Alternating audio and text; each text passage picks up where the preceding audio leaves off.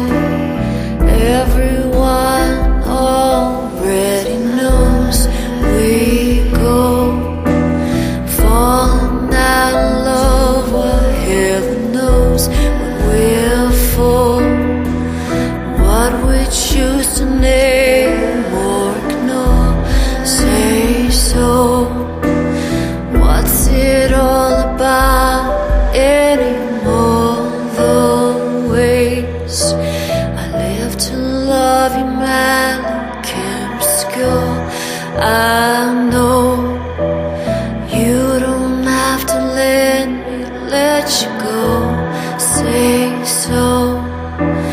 Everybody already knows we don't have to live without each other. You know what we choose to name or ignore. I know we don't have to break it anymore, say so. Everybody already knows we go falling out of love, what heaven knows we're for. What we choose to name or ignore, say so. What's it all for anymore? The ways I live to love you madly can't obscure what I know. You don't have to let me let you go, say so. Everybody already knows we don't. Welcome to episode 141 of the Literati Records podcast. I'm your host, Marcus Graybeard, and I want to break away from the usual intro where I thank you for supporting independent music and answer some listener email. Yes, my beard is gray. No, I have never been confused with a Sasquatch, though I'm pretty sure I have one as a coworker at my day job. Okay, now that we've addressed that little piece of business, I cannot wait to bring on my guests for today, Plume Varia. Husband and wife duo Shon and Cherie Cobbs blend together Cherie's gift of melancholic songwriting, evocative keys, and smoky vocals with Shon's downtempo, goth-inspired dark production skills to create a dense, refined, and consuming sound. Having performed and released music together as part of a larger singer-songwriter folk-influenced band in Minnesota, it was only after moving to Colorado and beginning to experiment in their basement recording studio that they tapped into what would evolve into Plume Varia. You can check the band out live Friday, February 7th at the Denver Art Society Art Walk, where they will be performing with the Circus House, Phono Reason, live poetry reading, and more. All of the music on today's episode is from their Prize Enable EP that is available on their Bandcamp page as a free download. And I mean free, as in you couldn't pay for it if you wanted to. It's their gift to you while they continue to work on their upcoming full-length, which is scheduled for release later this year. As always, you can find a complete track listing of this episode in the show notes, as well as links to all of the artists' social media and online music on our website, at www.literatirecords.com. Now, enjoy getting to know Plume Varia. Well, I'm down here at Merchant's Mile High Saloon, where my guests are Plume Varia. How you guys doing tonight? Good. How you doing? Well, let's start on my left here and get names and instruments. I am Shon Cobbs, and I play guitar, bass, and supporting production, I guess you would say, like beats and all that kind of stuff. I'm Cherie Cobbs, and I do keys and vocals. Well, can you guys give us a brief history of how you started playing music together? Let's see, we've been playing for about 6 years now. We started playing out in Minnesota in a kind of a folk rock band, and I was new to songwriting, and Shon was new to bass, and we got together with a couple of musician friends and made a couple of albums. So we moved out to Colorado about 2.5 years ago, and we kept playing some of the songs that we were playing in our old band, kind of a stripped-down acoustic style. As the same band name, too. So we played here as the band we were back there, but just as like a stripped-down two-piece. Gotcha. Yeah. Gotcha. And we kind of wanted to develop a louder sound that we could play along with other bands and bigger venues and things like that. Our old songs that were always written as a like full band, 4-piece, and they just never felt right. You know, I think at the end they sounded good, but they never felt right as a 2-piece. So we took a break from it for a while here, And during that process, we started working on other songs here, like just for the fun of it. And in the same time, I was really kind of heavily getting into beat production. Which coincided with when I quit playing guitar, pretty much altogether.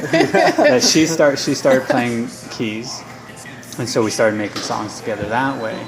And we found, like, we just loved them. And we found it ended up being like this really good balance between the two of our personal tastes, her kind of gravitation to like singer-songwriter type stuff, and then I've always kind of gravitated to a darker side, like darker production and gothier stuff and that kind of world. And so we found it's this like perfect marriage of those two. I've always been a big spoken word fan, and so we started like adding some elements of that into it, and so we just ended up finding it a really good balance between each of our individual styles.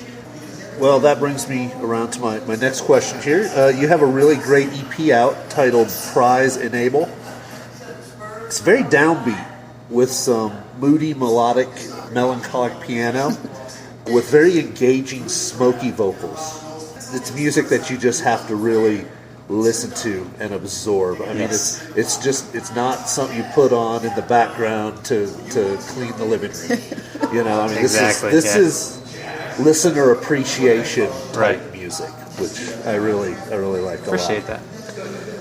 You really capture some beautiful passages on the EP as well. Where did you guys record it? In our basement, actually.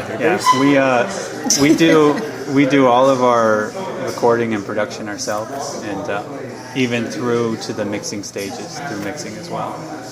And it's actually, the reason we do is because it kind of became almost part of the writing process, in that when you have a regular 4-piece band like we used to have, you would come up, like Cherie would come up with the song idea, and then she would say, hey, I thought of the song, and she would play through like a chord progression and sing her melody, vocal melody that she came up with. And we would just kind of add our parts, and then, in a live environment, just kind of make up what you want.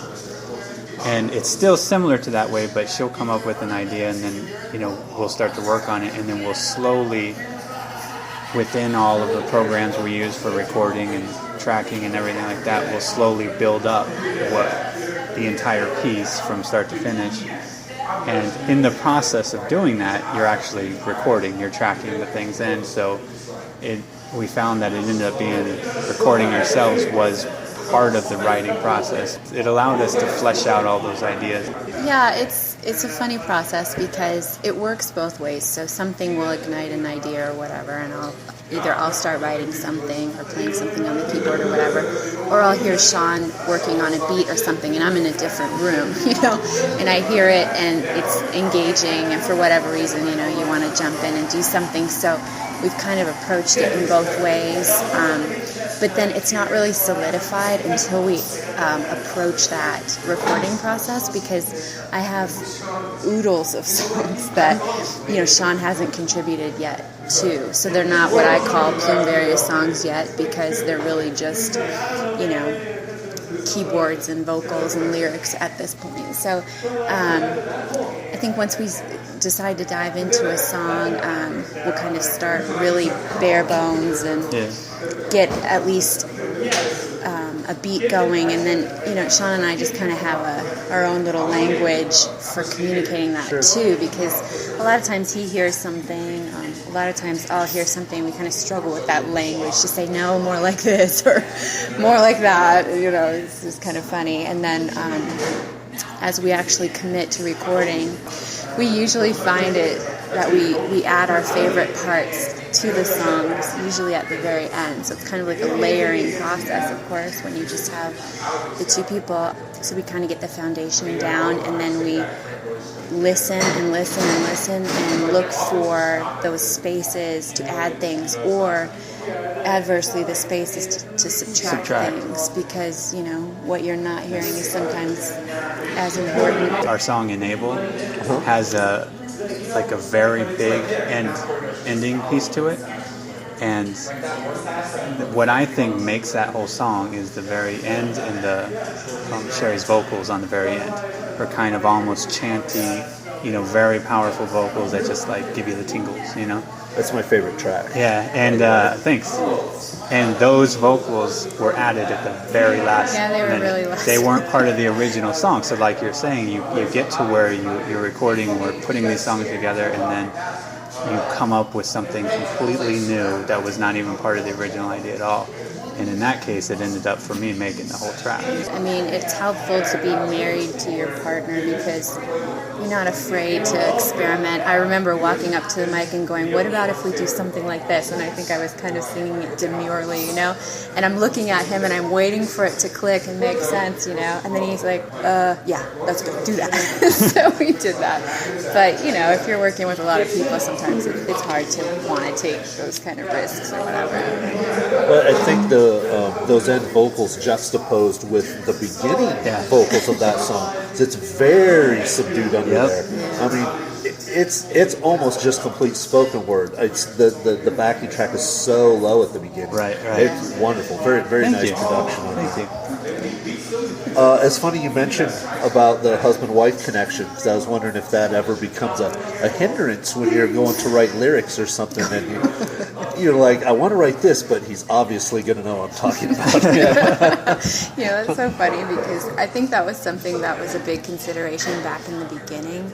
I think it was something that was almost a handicap in a way, not only with your spouse being in the band, but for anybody that listening. I mean, I think a lot of people, especially like lyric buffs, want to dissect and figure out and have people going, what's going on with Shon and Cherie? They're breaking up. Because I usually write a lot of downer stuff, But I think we kind of just worked it out over all these years, and he's pretty aware of what my process is half the things, I think I write about are about other people or things I've read or, just other perspectives and stuff. And it got to be pretty liberating because I pretty much quit caring what everybody would wonder. I think you probably have to. I think you do because it's just so debilitating to try to, I don't know.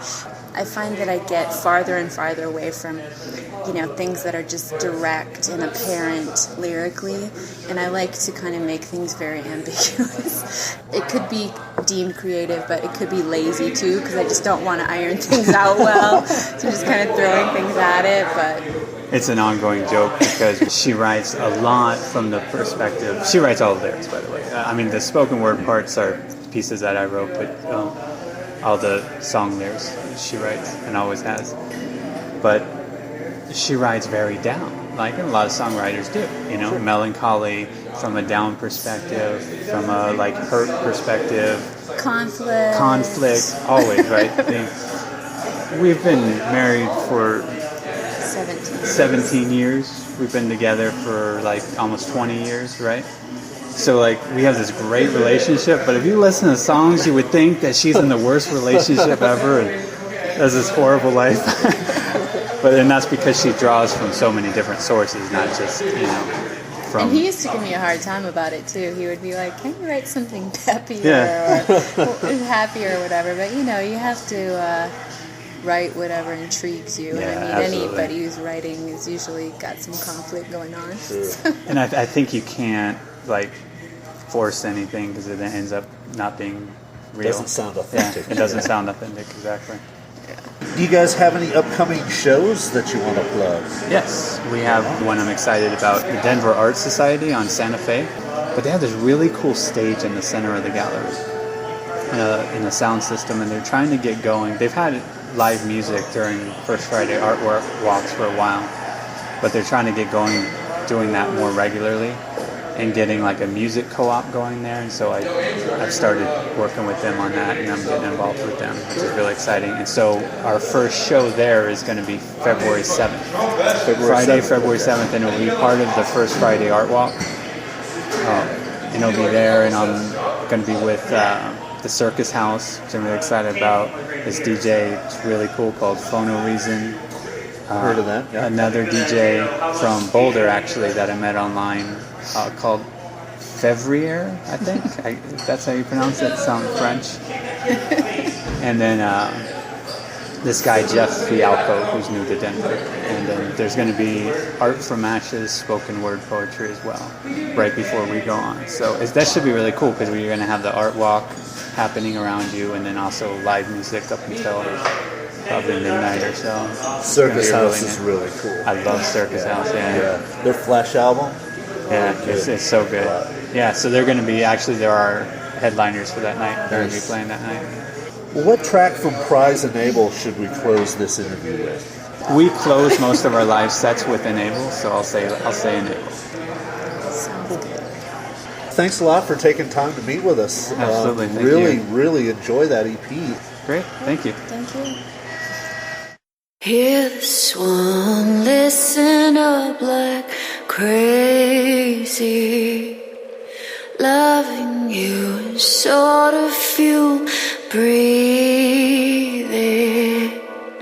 Where I am, so it seems, right here, holding out.